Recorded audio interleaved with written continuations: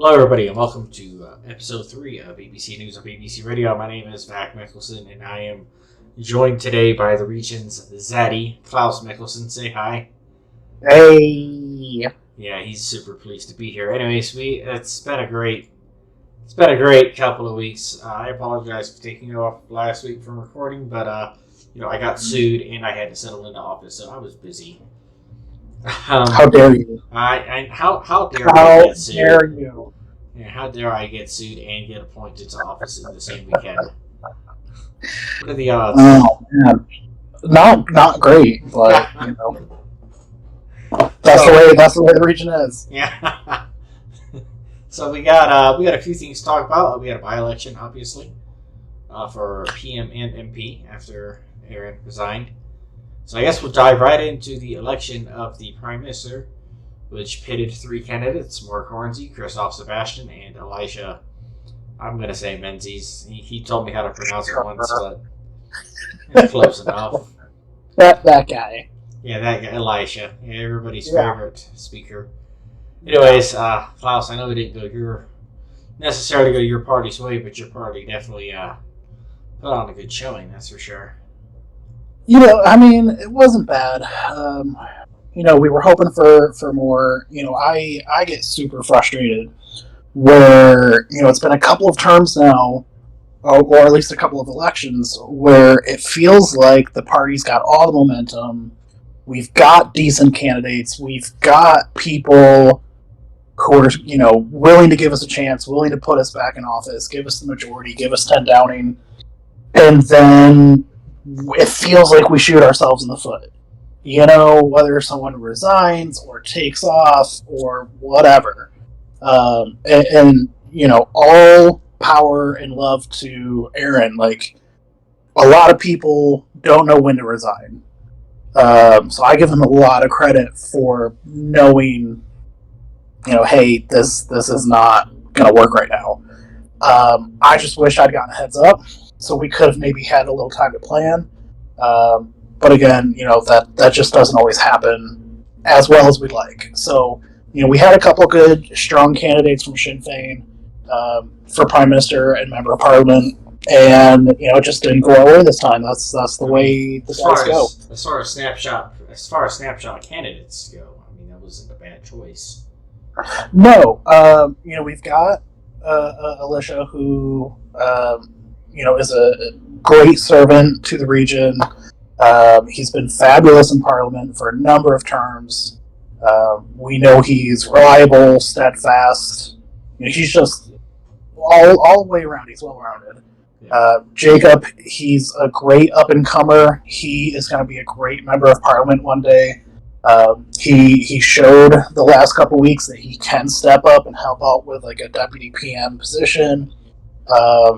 And he's lost a couple times, but we've told him sometimes it takes a while to really get your foot in the door. And I think once he is elected and does get into Parliament, I think he's going to be a guy that's regularly elected like Aaron.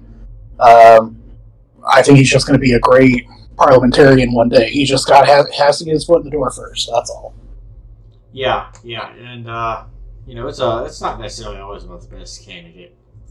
No, it's about who puts themselves out there the best, who sells themselves the best.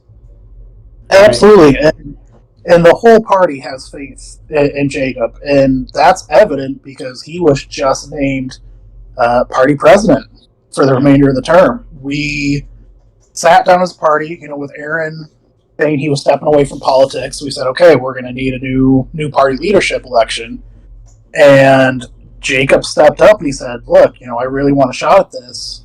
And at the end of the day, he was the candidate chosen by a majority of the party.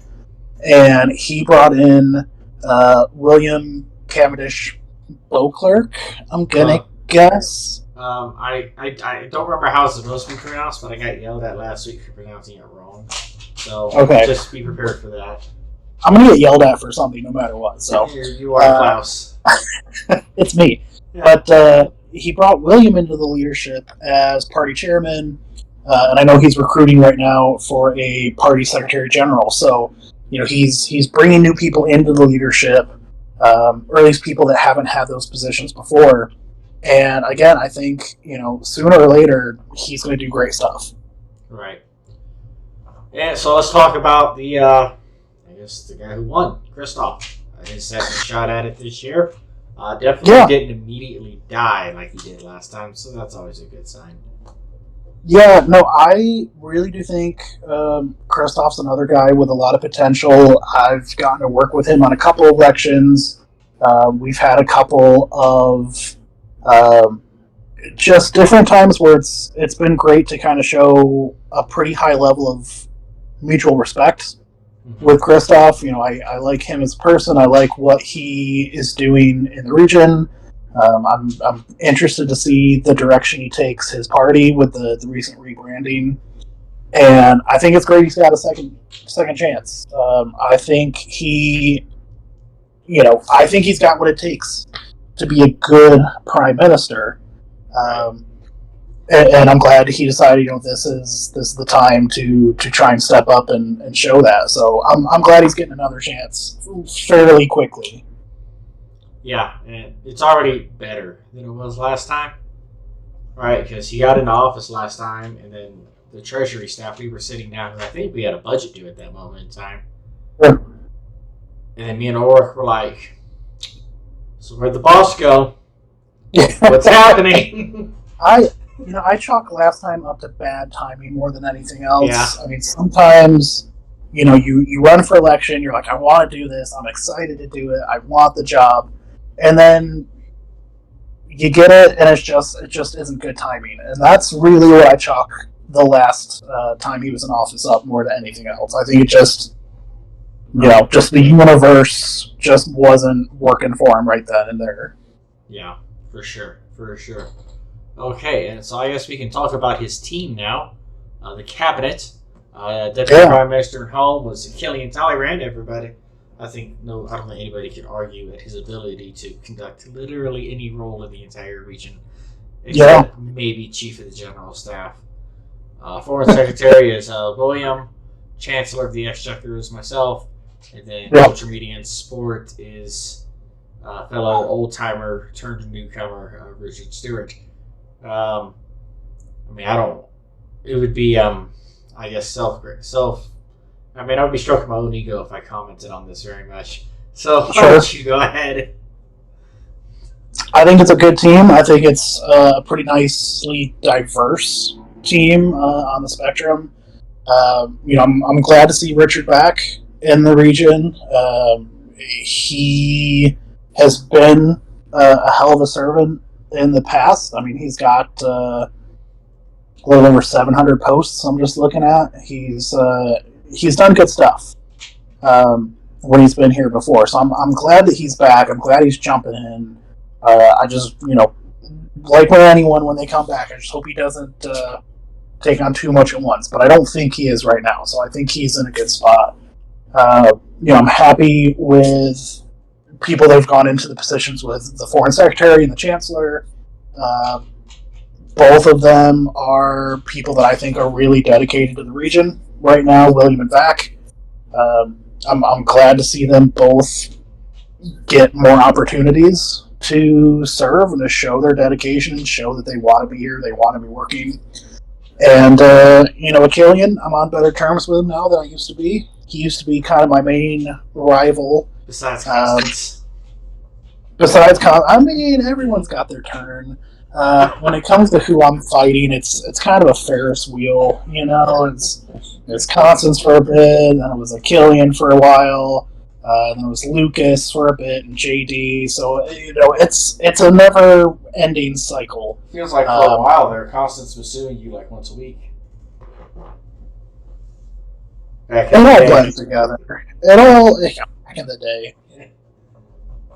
Yeah, it all just kind of blends together for me. Anytime someone tries to include me in one of these history discussions, or hey, you were here a decade ago, can you talk to me about this event or that event? I'm like, I have no idea. Be like, you are so much better off talking to John Alexander or Killian or Vac or Silver, because my memory is not good. Yeah. Just in general. Like, I remember some of those names. I don't really remember most events. So I'm like, I'm not going to be useful trying to put together some kind of a history project.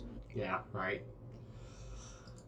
Okay, so beyond that, obviously, Aaron resigned both positions he held, MP and PM.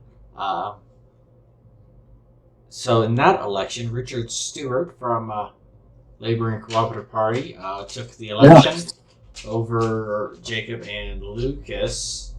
Yep. The by-election, both by-elections actually were not quite as close as I thought they might be. But the first ballots were quite close. No, they were, and I was surprised that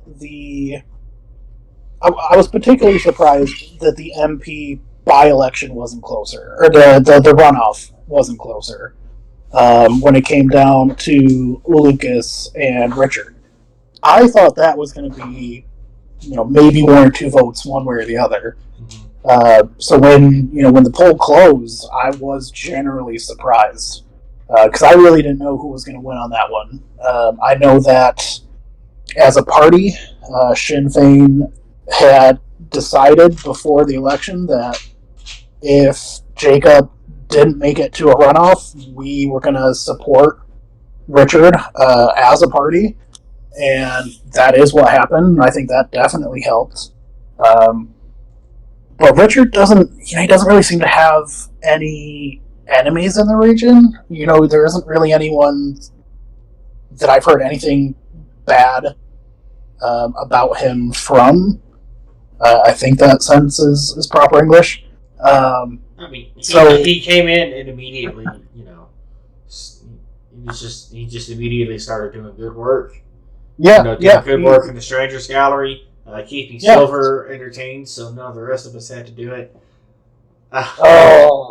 Yeah, that's a whole thing right there. I mean, but immediately just started doing what anybody would want a new person to do. Really, he had the experience of his previous time here to make it even better.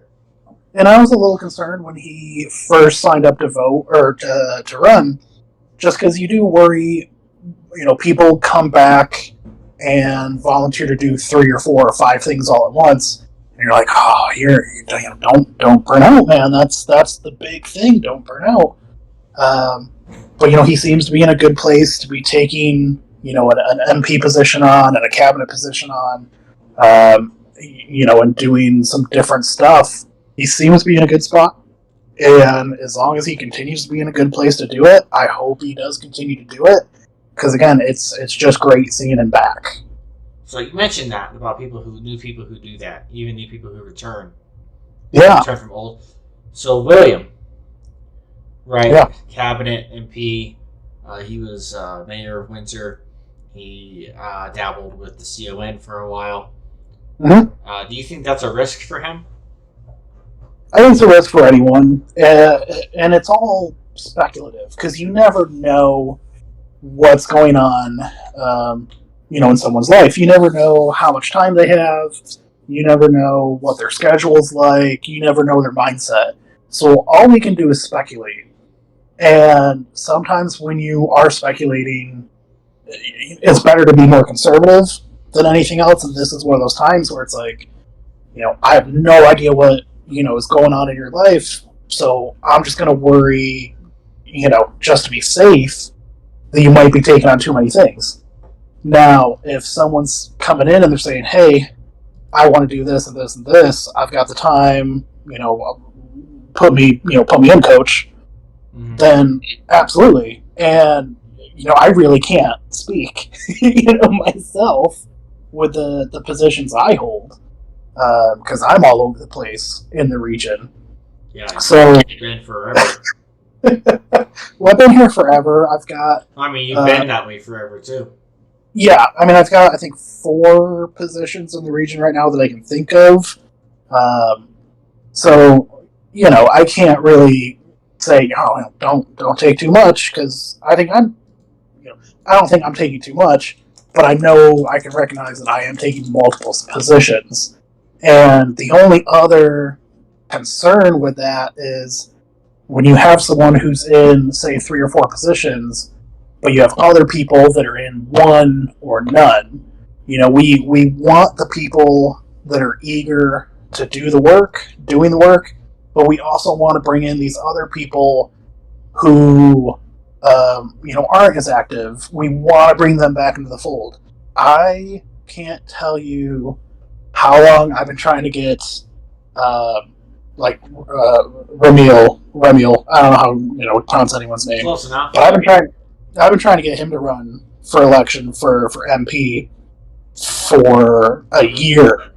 Anyways, just because I'm like, I know you're good. Like, you are a solid guy. And I remember when he used to do more political stuff, and I'd love to get him back into that. So, you do want the people who want to be doing it, but we want to make sure not to have too few people doing too many jobs. We want to be as inclusive as possible where relevant. Yeah, and like with what you do, right? A lot of what you do, you have because you're someone whom the public generally trusts, right? Like, we're not going to make anybody the World Assembly delegate or a forum admin or even Director General of the BBC. Right, hopefully. Yeah, I would hopefully hope. There's a level of trust. Yeah, right. We're not going to, let, somebody, who's brand new, like even William or some of the other new people, just walk in and do that, right? Right. And you only hold 2 truly entry-level positions. You have to be member of Parliament, and I'm pretty sure you're just holding on to that until Coach puts you into the Lords again. And obviously Chief Secretary to the Treasury. Yeah, and I think I definitely was in a better spot for a Lord's seat under Queen Constance II than I am under His Majesty King George. I think he's got other people probably further in line for a position in the Lords than I would be, so that's part of why I decided to run, but also just regret not running for MP the last time round. So, I mean, we'll see. We'll see how that goes. As long as the party asks me to run, and I feel like I have something to contribute, I'm going to keep running. Yeah, and when the region voted for 7, which I voted for 5, I think. But I was initially worried. It was like, man, I don't know if there's going to be the quality candidates to back this up. And then the region shocked me with 13 candidates, and most of them were. Yeah. It's like most of them were like, yeah, I could see you doing an okay job. Yeah, there was a nice blend of established individuals, older citizens, and I don't want to necessarily say new people, but newer. But I mean, when it comes to like you, me, and Killian, everyone's new. So, but it was a nice blend for people to choose from. So, hey, everybody's new until they've been through their first constitutional crisis. So that's right. Yeah, that's right. And I wasn't sure what I was going to think about a 7-person House of Commons, but I think it's worked well. This healthy debate. Yeah, I think it's a good blend of people across the spectrum, and I think I'm looking at the 7 people we've got elected right now. I think every single one of them deserves to be there. There's no one there that I'm like, I don't know, man. That Klaus is kind of a pain in the ass, but Oh, I mean, yeah, I'm sure there's some of that heading that way, for me. But everyone else is there. I'm happy to see that they're there. I'm thrilled to see Killian back in Parliament. With him as soon as he registers. Yeah, as soon as he registers to run, he's won. Yeah, pretty much. All the Killian needs to do is register to run for election, and he is guaranteed a seat. That's just the way it is. I'm glad to see Richard back. I'm glad to see Mayim. Glad to see her back. I'm sure she'll correct us. They'll be leave a comment. Yeah. Glad to see Christoph. Christoph, I don't know where Christian came from, and I called him Christopher one day, and he yelled at me.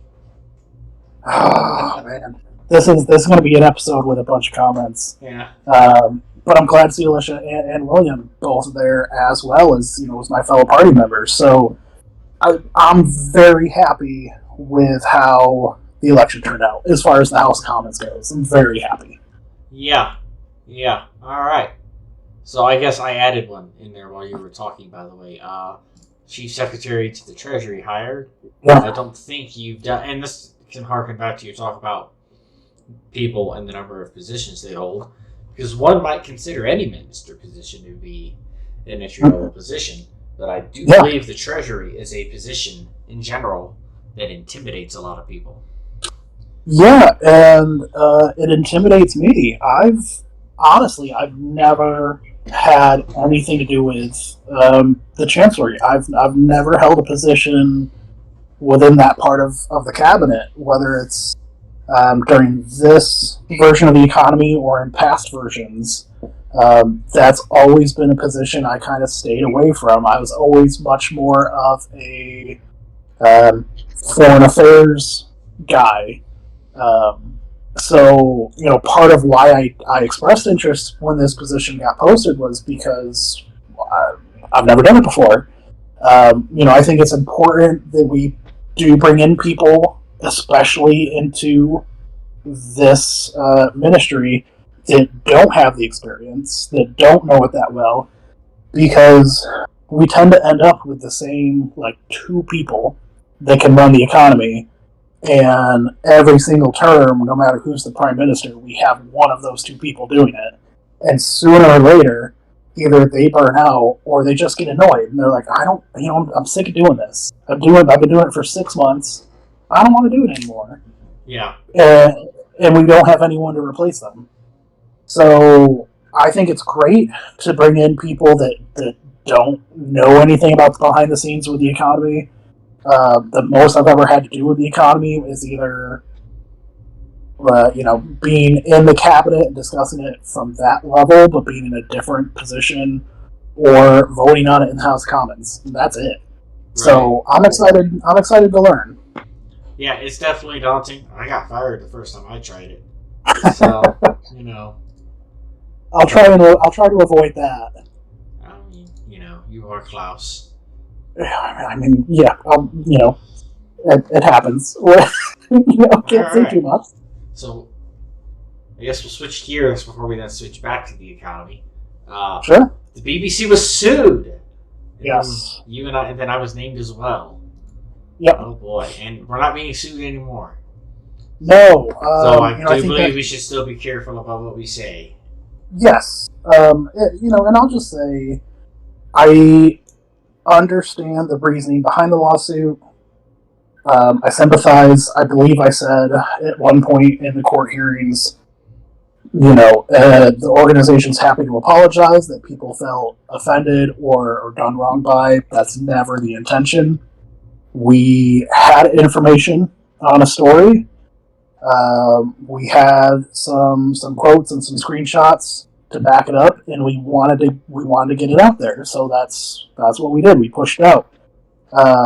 Now, with the BBC, a big part of my job, to me, is to encourage the staff members to, pursue stories they're interested in.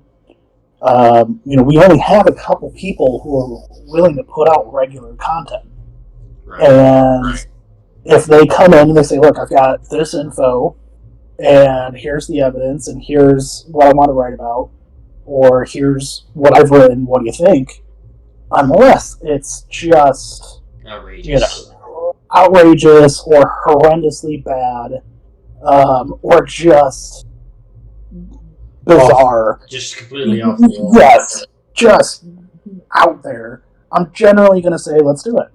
Because I want to encourage the writers to put stuff out that they're interested in doing. Because if they're not being allowed to write and produce stuff that they're interested in, they're not going to do it in general. I mean, this isn't a real job. I can't be like, well, I need you to do this or you're fired. Be like, okay, well, I'm out, bro. I think with the lawsuit, I think it came to its natural conclusion. I, from the very start, said when asked, no laws were broken. You cannot like something without it being legal. Without being illegal. Yes, and that is the cornerstone of freedom of speech. I mean, yeah, it's unfortunate that some people didn't like the article, and I understand that completely. I invite those people to do the opposite of what Mark did. Come work with us. I would love to have people who, are opposite of my views to write a weekly or bi-weekly op-ed. I would love for Lucas or Mark or JD if he was here, or really anyone that I regularly disagree with, I would love for them to submit just a couple paragraphs every week or every other week about anything. Come work with us. Publish your stuff with us. Don't just be upset at what we're publishing. I will give you the space to come and speak with, under the BBC umbrella. I want to hear what you have to say. I would absolutely love stuff from Lucas or Mark. And I know Lucas has his own Everyday Productions stuff going on, so he's got to focus on that. But I would love to see stuff from people who I generally disagree with. I would love to see their point of view. I would love to read what they have to say about current events. I think it's fascinating because I don't just want to read the stuff that I agree with. That gets boring. I want to hear what they have to say. But anytime, that we put that out there, that we say, hey, come write some stuff, stick a BBC logo on the top of it. Here's the image, just put it on the front. You can write, just say opinion piece written by whomever, and publish it in this subspace. I want you to do it. And anytime we try to encourage that or set that up, they balk at it. We get nothing. We get no feedback. So, lawsuits happen. Any paper or news organization, worth its name has been sued, a million times. And I think the discussion in the #legal channel probably unnecessarily provoked it, because a lot of people were speaking without knowing what they were talking about. Which is business as normal as well. Yeah. I mean, that's what happened almost on anything. Because there was because when I received the info, I said, all right, do you have this too? No? All right, cool. Yeah. And then I went and I got a bunch of quotes, or I didn't do, not necessarily in this order, but I got a bunch of quotes, and that's it. That is all the cooperation. They didn't see the article, none of the cabinet ministers or Alicia. They didn't know when it would be posted. They didn't ask me to post it at a certain time. All of that stuff, the content, the quality, control, the timing, was only a discussion between me and you. It didn't even go into the general writer's room. No, absolutely. It was a one-on-one discussion. And like I said, if someone on the BBC staff, or even someone that's not on staff, says, I've got this info, I'm interested in writing this up, I want to do it, what do you think? Yeah, and if it's not totally bizarre, I'm generally going to say, yeah, let's do it. I want you to write what you want to write about. So, when the idea for the article came up, it was a fairly brief one-on-one discussion. I don't know how long it went for, but, it wasn't a super long discussion. It was, what do you got? What do you have written so far? What do you have for supporting evidence? Do you want any graphics? let me read through it quick just to make sure there's no glaring grammatical issues. And that was it. I even asked you if I should hold it until after Election Day. Oh, yeah. Well, yeah. And that was something we briefly discussed as well. And I know that was something that was mentioned with the lawsuit, was the idea that this article was published with the idea of hurting the petitioner in his election campaign, or trying to somehow elevate. I think it would be easy to say Sinn Féin candidates with it. So I don't, that second part I think is ludicrous. I don't think there's any way you could reasonably say that. But as far as trying to damage the petitioner in his election process, with what the article was based on, what it was looking at, if he was running for prime minister during the by-election, I absolutely would have said, hold it. Wait until it's done. Wait till the election's done, and then we can publish it. But because he was only running for member of parliament, and because the article is based on actions during his tenure in 10 Downing, I didn't believe that a published article would have any effect on his MP campaign, because they're very different offices, they handle very different things. I didn't believe it would have a negative effect on a campaign for member of parliament, so I greenlit it. I tried to argue in court that if anyone was going to be sued, it should be myself as the head of the BBC, not individual writers. The idea of Jacob being put in there was ridiculous, but I think Jacob put himself into the crosshair there, simply because he wouldn't shut up.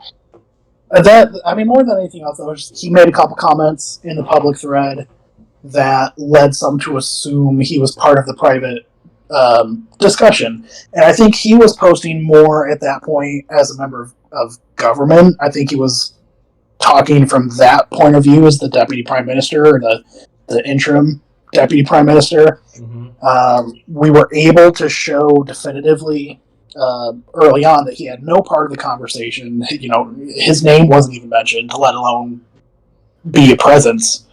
And that was because I didn't want him involved in the court case. That's why I wanted to show that from the very start. Like, this guy's not involved. He just made a couple comments in public.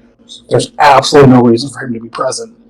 And I tried to do that for the staff writer that did write the article for yourself. I said to the lawyer for the petitioner, if anyone's going to be sued, it should be me as the head of the BBC. It shouldn't be my staff members. They are only, publishing content that I agree for them to publish. So if you need, if there's someone that's going to be sued, it should be me. And we were able to get Jacob, removed from the case, which was right. We didn't get you removed from the case, though, the early days, but I think it did come to the only... William posted a competent argument on my behalf anyways. Yes. So. Yes. No, and I was great. I thought it was great to see William involved. But I do think it came to the only logical conclusion. I was a little surprised it got picked up in the first place by the court, simply because no actual criminal code violations were cited, which I would normally expect. I would expect, they listed out what they wanted out of the case, X number of points for this, and a public apology, and this amount of money. But they never were able to say, oh, well, they committed slander, or they committed harassment, or whatever. Right. I think that's a much harder case to fight on those grounds, because he was prime minister. Right. Right. I mean, a politician's got to be able to take some stuff on the chin. Well, and the job. I think when you're talking about the actions of a prime minister, whether it's current or former, and you're talking about their cabinet, there's no real way to not consider that political speech, which is protected So it's incredibly hard, I think, to successfully argue that it was something illegal, because you're talking about a former prime minister, former cabinet members. How is that anything but political? So Right. I understand where the case came from. I understand the annoyance of the petitioner. I really do, and if he listens to this, I apologize that annoyance was caused, but it was not illegal. And we're glad the court came to that conclusion as well. Believe me, yes, I am. Your boy here is not exactly swimming in money, so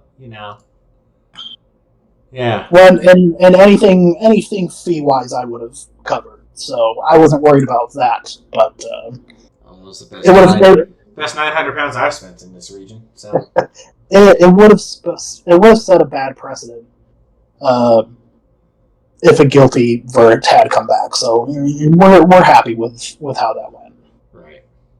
All right. So moving along swiftly. Well, I announced an emergency budget. I gave Parliament the requisite 2-day notice. Yes. On today, August 12th, 2023. And it was still August 12th. It had not quite ticked over to the 13th yet in the UK in real life whenever I posted it. So that will be due on Monday the 14th, right around the time I get home from work and finish walking the dog. That's fair.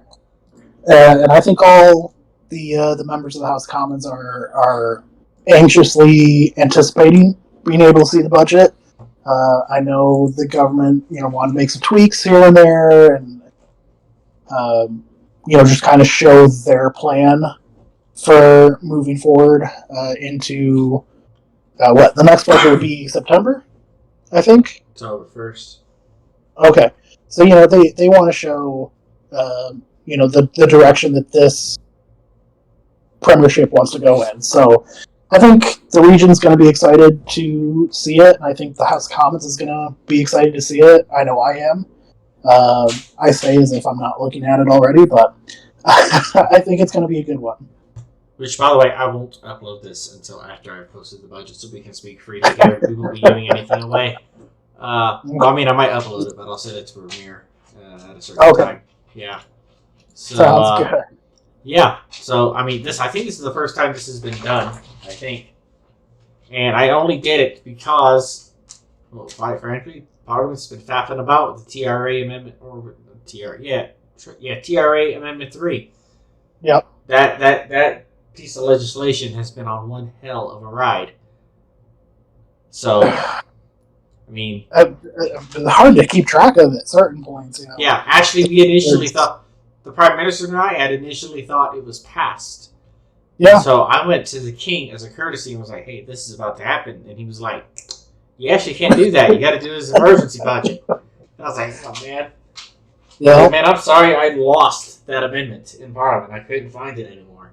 So, there was amendments in the Commons, there was amendments in the Lords, there was amendments in the Strangers Gallery. Yeah. I don't know that I've ever seen the like of that before, where there's three or more different discussions about the same potential changes happening at the same time. I don't remember ever seeing that, so that was very interesting, to say the least. Yeah, for sure.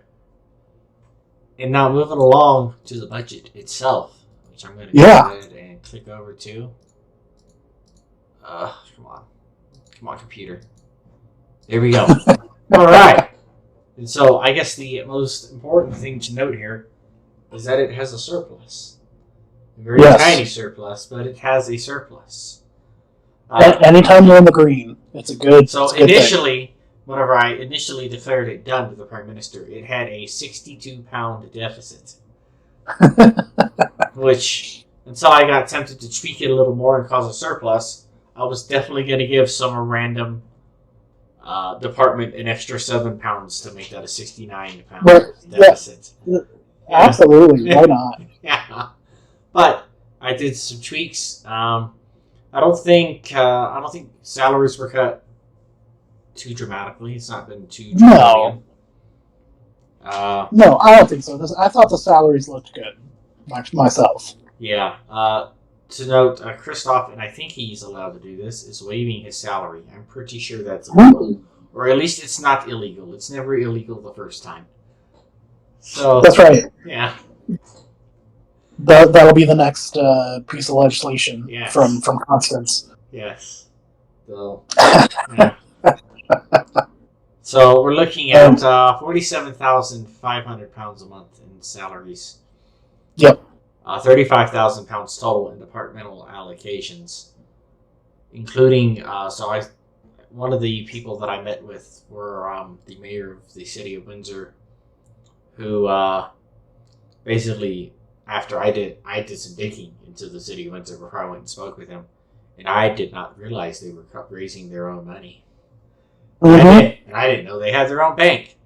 And I was like, hey, so what's up with this? And then he said, well, as a matter of fact, how about we start working on a plan to wean the city off of the government? Yeah. I was like, that sounds great. They were getting 3,000, and so this time they're getting 2, and then we'll go from there, depending on how they're doing. He actually has some unused money that he's got to be returning to the government tomorrow. After I indicated to him the legal ramifications for not doing so, and and initially we were going to have the crown at £5,000 and culture at $10,000. Have the crown pretty routinely uses all of its money. Yeah. So we decided to balance that out at $7,500 apiece. £7,500 should be enough to get the culture's office going, particularly because it has some own plans to self-fund with things like a lottery, taking basically going through with what Everyday Productions used to do. At least I haven't seen George run a lottery in quite a while.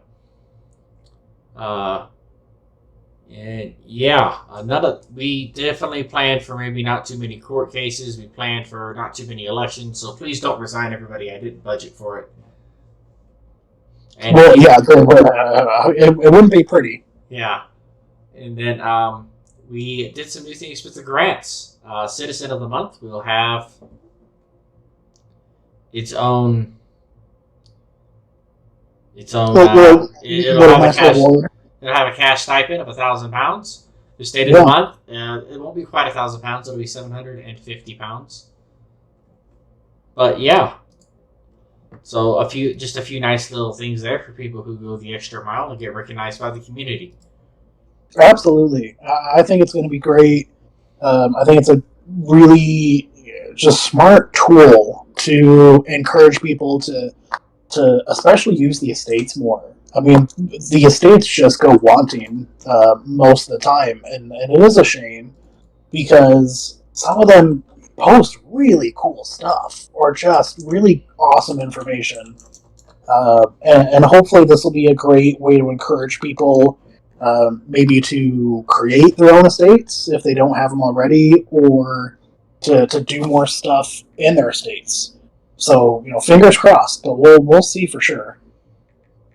Yes, and total in expenditures for departmental allocations will be $35,000. That's for the whole term. We don't renew each month. And then government grants will be £9,500 for the entire time. We definitely lowered some grants that were not being used very much, like the newcomer grant, and the legal education grant, and even the estate activity grant. So there's a few less of those, and I don't know that they're worth quite as much as they used to be. But if the government sees something isn't being quite as used as we thought it would be, we're not going to dedicate as many resources to something that's going to sit there and collect cobwebs. Absolutely, and that's the way it should be. It's all it's give and take. You try with X amount of money, and if that much isn't needed, you take some away. If more is needed, for next time to add a little more, and that's the way it should be done. So, and if we happen to get it wrong on the not enough end, that is what the general discretionary fund is there for. Sure, it's at £9,000. So. And as far as income, dormant account fees were adjusted a little bit, but not dramatically, and not anybody who's bothering with this should have to worry about it. Business fees and estate fees and taxes associated with them were not touched. Automatic income was touched a little bit. The Penny Arcade will be earning £15 a post now instead of 10, and the business district is going from £45 a post to £50 a post. Yeah, which I think that all works. Yes, those are, and the Penny Arcade. I mean, there's a lot of people that use it a lot, and that is activity in the forum. I mean, obviously not quite as valuable as literally anything else on the forum. But, they should still be encouraged to do what they enjoy doing. Right? Absolutely. Not everybody can be an MP or a Crown Court. Some people just like to sit there and chill, and they shouldn't live in poverty because of that. No, and it's important that we have an active, spam games cultural center. So the people that like to focus their time there, it's great that we have them. And you look at someone like Long, and that's really his bread and butter. That's where he's made his name is the Red Lion and spam games and the culture department.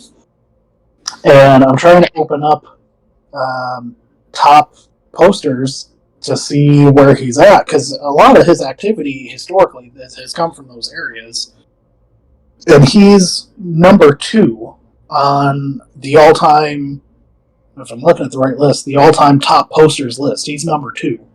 Who's number 1? So that's that would be me. Okay. And that's pretty damn impressive. Yeah. So Long has a little over 24,000 posts over 4 forums, something like that. That's in an era where Discord is really taking over much of what the forum used to do for. I feel like 90,000 posts plus for people like you and Constance and Edward the Ninth back in before the Pro Zeta board before the Zeta board died thing was common, because Chatsy was straight garbage. I'm sure Silver will come find me for saying that later. And Skype was Skype, but when Skype got bought out by Microsoft, Skype kind of sucked. Yes. So, yeah. And so the forum did all that stuff for us, and maybe a little bit in the shout box too. So yeah, and it's nice to see a little bit of activity in the shout box again, because that has not gotten really any love in, I feel like, years. Just a very confused soon-to-be ambassador from another region. Yeah.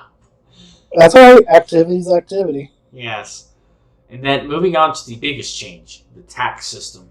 As it stands, there's a 22% flat tax on basically your net gain. If you lose money, we don't give you nothing back. Right. You lost out, homie. Sorry.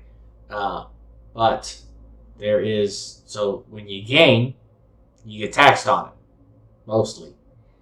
I think we're going to try and keep the current policy of your first month in the region, it's free. No taxes. Get you, it's like your first hit of weed, right? That's right. Yeah. So, but as it stands, there are going to be 4 tax brackets. The first one is 0. If you make between £0 and £1,000 a month, you don't pay any taxes.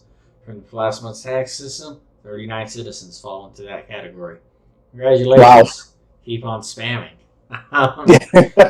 Next up is 10%, which used to be a 17.5% tax system before the Lucas Stewart premiership. 6 citizens fall into that. Mm-hmm. You'll pay 10% if you make between £1,001 and £2,500. That tax bracket will bring us roughly £1,056. The next tax bracket is going to be 22. It will be at 20%. During the last progressive tax system, it was 25%. And you fall into that if you made between £2,501 and £39.99. Okay, I think that's where I'm going to be. 3 citizens fall into that category, bringing us a total of £1,939. The next bracket, and this is the top end bracket, will be at 30%. That used to be 40% during the last progressive tax system. Yep. 4,000 pounds plus 1, 2, 3, 4, 5, 6, 7, 8, 9, 10, 11, 13 citizens fall into this category. Are you kidding me? Bringing us a total of 32,996 pounds. Who are these people? And what are they doing? I don't know, but when I see net gains of 14,000 pounds, it raises my eyebrows. Yeah. Yeah. What is? I'm gonna have to look this up. What are these people doing? We want to hear from you. Are you making 14,000 pounds a month? Yeah. Comment below. How many posts in the spam area did you make long before you made a shit ton of money? That's right. Reach out to the BBC. We want to know. We want to hear from you. Your boy back here is tired of being broke, so reach out. Tell us your secrets. Yes. Klaus, I mean, you're either going to be in the 20 or 30. I don't remember where you were last month. So what are your thoughts here? I've got no problem with this. On first glance, I think I'm going to be in the 20% bracket. But I've never been good with maths, especially on the fly, so I'm not sure. I've got no problem with that. I think it's a great idea to have no tax your first month. I can tell you where you're going to be. Okay. Yeah. So this last month was July. Yeah. Klaus starts with a K. Yes. Unless it's Christmas time. You gained 7,000. No way. Yep. Damn.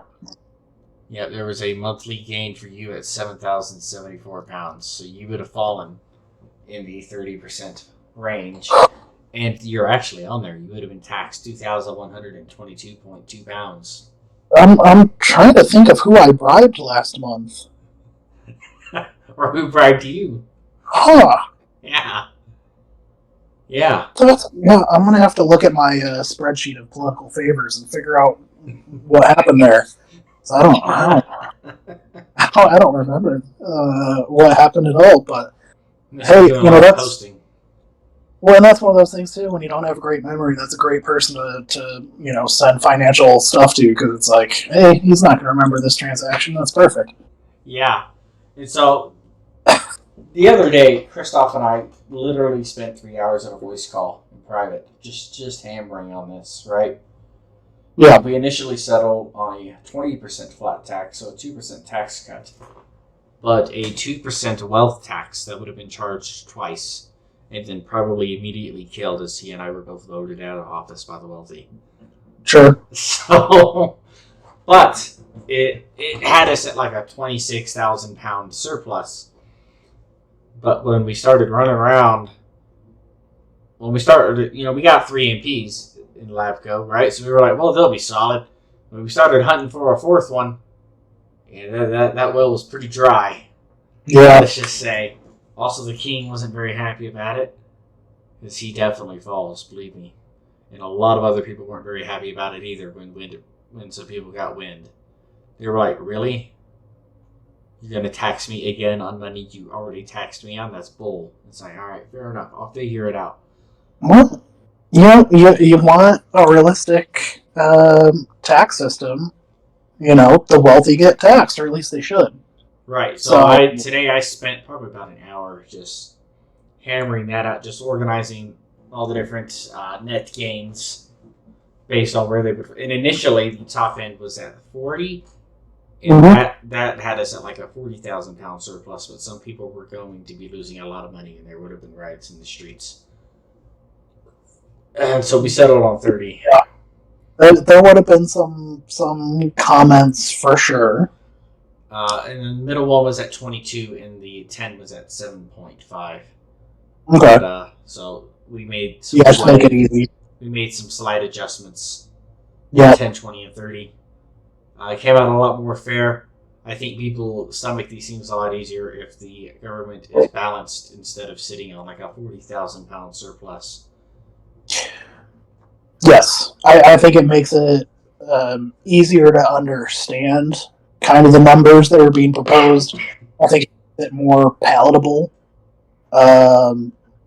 just in general, and I think it makes it a little easier just to understand where the government's coming from, what they're saying, when it's closer to being balanced, because you can see, much closer one-to-one representation versus where did these giant numbers come from, or why is this so off balance to one side or the other.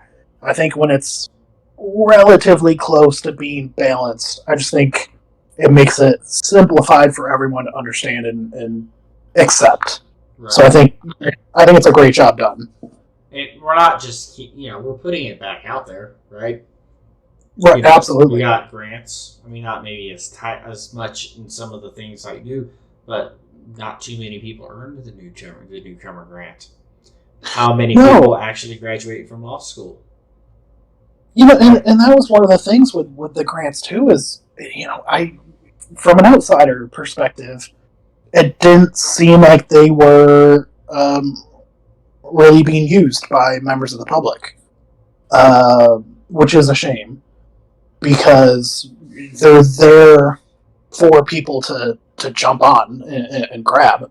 So hopefully with the grants that you have in this budget and where there is like that Citizen of the Month and the State of the Month grants, hopefully that encourages people to apply for these more. Because I think in the last budget, or when they were looking at this, they were like, well, there's like 5 of these newcomer grants that weren't applied for, or X number of the legal grants. So, fingers crossed.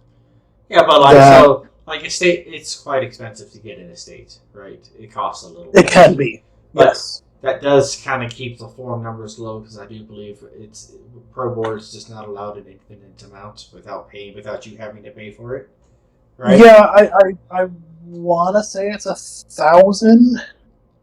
I'd be shocked if we were pushing on it, looking at our archives. Well, we were. There was a discussion a little while back with the admin team where we were at the limit. And we just kind of restructured how we had the archives set up a little bit just to cut down on unnecessary archives, or if there was, some stuff. Did you have to delete anything? What was that? Did you have to delete anything? There was a couple, okay. But it was subforms that were not used at all, or that just were repetitive. Like if we had multiple subforms in the archives for whatever, the same thing, we just moved everything into one, and we could cut out the second one completely because we don't want to lose anything. But we were able to. Right, we were able to restructure a little bit, and that is something we keep in mind on the admin team when requests are made. If someone's asking for like 4 subforms, we're kind of like, do they need 4? Because that's going to bump us back up to that limit fairly quickly if we're giving people 4 or 5 subforms for every business or estate or whatever. Right, but so that brings me to my point. So if most people don't get a subform in their estate, right? Most people just get the one form and they're good. So if that's you and you spent £1,700, yep, and then you do a good job with your estate, you have your RP parties and you do your thing and people like you, at the minimum you can get £500 of that back. Right? Absolutely. And then if the home office opens it up, or the culture office, I don't remember who does it. It could be me actually, but if the government opens it up and you win, guess what? That's another £750 of those fees you got back, and now you spent £300 or whatever on what has turned out to be a good time, and you've probably made that back up in your posting income. So. Yeah, no, absolutely. I mean, it just makes sense. But, I would also just throw it out there as kind of a side mention. There are other ways for people to get some money, if when they're starting out. SACL just came back with the Temple of the Greater Good. That's a charitable organization for anyone who's not on their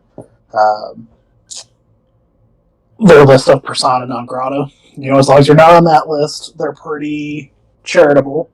The Mikaelson Finance Group, run by Vibor Mikaelson, Vib has, really kind of made a career of trying to help people get going and get started with, trying to pay the fees for estates or businesses.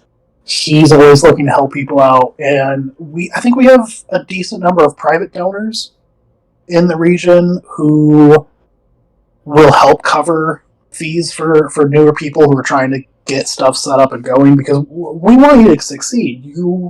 I don't want to say that you're the future, because hopefully I'm not going anywhere, but we want people to succeed with new businesses in the States and stuff like that. So there are, multiple ways outside of the government for people to get grants and assistance with funding. But the more that the government can offer, I think it's better for everyone. So I think it's a good thing all the way around. And even then, in the government, I believe the Foreign Office needs diplomats. And that's a small stipend. Yeah. Right? Every term, cabinet secretaries generally open up applications for ministers. Yep. And that's not bad either. Right? And then, of course, there's the newcomer grant. And I spoke with the chief of the general staff during my budget deliberations, and he's looking at small stipends for soldiers that participate at different levels of operations. Sure. Which is interesting considering their renewed life over recent, right? Yeah, and I think that makes sense. I think if you've got someone who, shows up for, say, 10 missions versus someone that shows up for 2, I think the first person should be paid more. I think that just makes sense. And, it's nice to get a little something for giving up your Friday night at major updates. Absolutely. And that's how the BBC works, too. Not everyone gets paid because not everyone produces content, or not everyone produces the same amounts of content. So, just depending on what people are putting out, they get different amounts of money. And I think that's fair. It's a merit-based system. And furthermore, the culture has started giving cash prizes for stuff. Yes. Yeah. And I believe the city of Windsor pretty regularly has job openings and stuff where you can earn from there. And they have been running a healthy little surplus of their own lately. Which is fantastic. Yeah. So we're working on getting them completely independent of His Majesty's government's funding. It would be great if they could become self-sufficient like that. That would be incredible. Yeah, and that was one of the things I said, in my campaign. We, within the House of Commons, we want to help Windsor, be what they want to be and do the things they want to do. But the whole point of having that is for them to have a degree of separation and a degree of independence. And for them to last, they need that degree of independence. So for them to come in and say, we want our own bank account, we want to do our own fundraising stuff, we want to do, our own economic stuff, I think that is a great point towards its long-term existence, and I think that attracts people to move their businesses there. So I think it's brilliant. And honestly, I was poking around the Windsor, just poking around the city a little bit today, right? And their general economic health seems to be greater than the region at large. Honestly. Yeah. No, they're doing some really good stuff there, and there's really good stuff in the West End too. There's a couple of really good, solid organizations, and there's a couple that aren't getting the love that they should. I'll be the first to admit, Beacon Subsidiaries is not getting the attention that it should, and that's because I am more focused on the BBC, and that's just the way it works. Right. I'm looking at it now, and there's a couple that could even be archived. I'm looking at one right now that I'm going to archive right now, actually. Damn. Cold-blooded. I'm looking at he's not a citizen anymore. There's no posts. That can go. So I'm excited to see Windsor up and running and thinking of new ways that they can kind of expand and grow and continue to be independent and thriving. I think Windsor itself, it is 30, flirty, and thriving. So it's exciting to see. Yep, of course. Well, is there anything else you want to talk about? Oh man, we're at an hour and 5. I know. I think we've done pretty good, but I'm glad that this is something the BBC's doing. I've gotten a lot of positive feedback from people about the radio program. So I just want to tell you, you're doing a great job. Of course. Christoph was doing great when he was doing this, and of course he has stepped aside. He'll be back when he's no longer prime minister. So that's right. I'm going to interview him so I can take him down too. So yeah, he'll definitely be back, but he's prioritizing what he needs to right now. And the BBC is excited to continue with content like this, and I just want to reiterate what we said earlier. Whether you agree with the things that we say or post or not, we want to hear from you. We want you involved. I would love it if people listening to this reached out and said, hey, I heard you say this, this, and this. I disagree. I think you're an idiot, whatever. I'd like to write an article saying why. And I promise you, I will give you the space for it. All I want to do is just check it for grammatical errors and that kind of thing. That's all I want to do. If you want to write an opposition piece for the BBC, reach out. I will check your article for grammatical shit, but that's it. I'm not going to check it. I don't want to change your content. If you have an argument you want to make, if there's something in opposition that we say or do, and you want to talk about it, I want you to talk about it. I spend a lot of my time in this position as the BBC director, which is a position I love. I spend a lot of time begging people to participate. I want you to come and write stuff. I want people involved in the BBC, whether it's as a full-time staff member or as an independent writer. If you want to be, a Peter Parker, that's fine. You don't have to work for the BBC. You can write opinion pieces as an independent journalist. That is fine. I encourage it. You are definitely a Mr. Jameson. That's what I'm saying, Spider-Man.